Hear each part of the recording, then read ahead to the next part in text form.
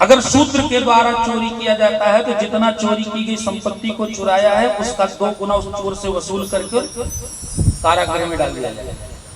ये मनुस्मृति का विधान है। अगर वैश्य के द्वारा चोरी की गई है तो चोरी की गई वस्तु का 4 गुना धन उससे लो और उसे कारागृह में डालो।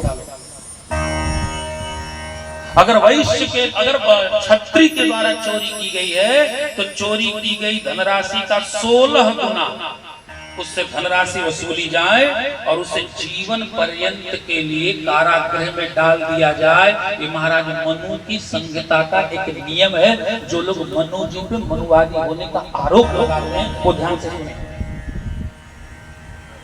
जो लोग कहते हैं मनु जी ने पक्षपात किया, वही सबसे बड़ी सजा क्षत्रिय को। और अगर ब्राह्मण चोरी करता पकड़ा जाए तो जितने धन की चोरी किया है उसका 32 गुना उससे धन वसूला जाए और उसे जीवन पर्यंत के लिए कारागृह में डाल दिया जाए। ये मनुस्मृति का विधान है।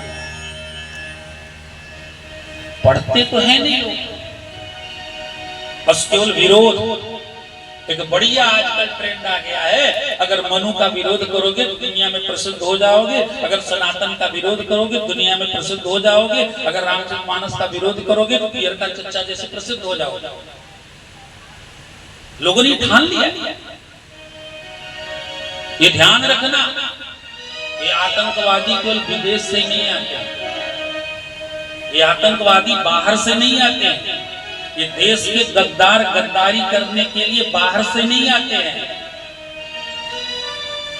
ये देश के साथ धोखा करने वाले लोग केवल विदेश से नहीं आते, ये देश में भी होते हैं। और वर्तमान समय में जो घर से निकल करके वोटिंग के दिन वोट नहीं करता है वो भी देश के साथ धोखा करता है। अरे सोचो कि निर्वाचन आयोग ने कितना धन खर्च करके आपको सुविधा दी है, काहे लिए आप उस दिन जा करके मतदान करिए। मैं ये नहीं कहता कि आप किसको मतदान करोगे और किसे करना है, लेकिन इतना जरूर है कि मतदान अवश्य करना चाहिए, क्योंकि भारतवर्ष में मतदान को लेकर के कई करोड़ रुपए खर्च हो जाता है। इसलिए उसको सार्थक बनाने के लिए सभी लोगों को मतदान करना चाहिए। ये भी एक देश सेवा है, राष्ट्र सेवा है और देश का प्रतिनिधित्व करने का एक तरीका है।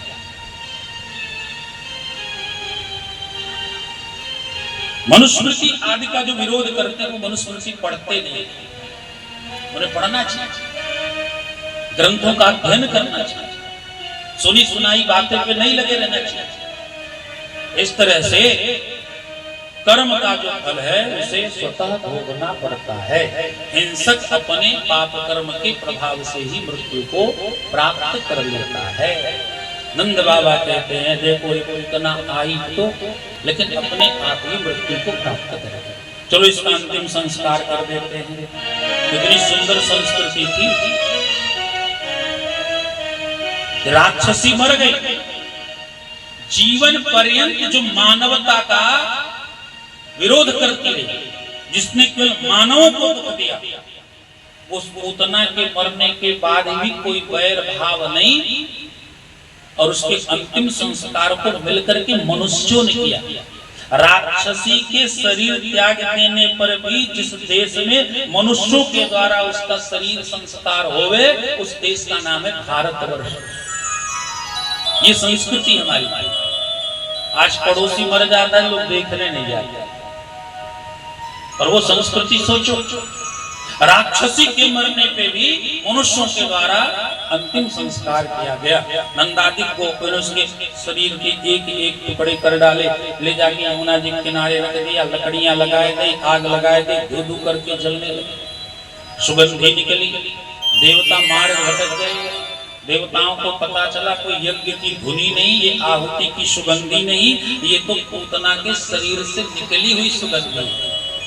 किसी ने पूछा वो राक्षसी उसके शरीर से सुगंधी आ रही है, बोले क्योंकि भगवान ने स्पर्श कर लिया है। परब्रह्म परमात्मा श्रीमन नारायण के स्पर्श मात्र से ही उसका शरीर अत्यंत पवित्र हो गया।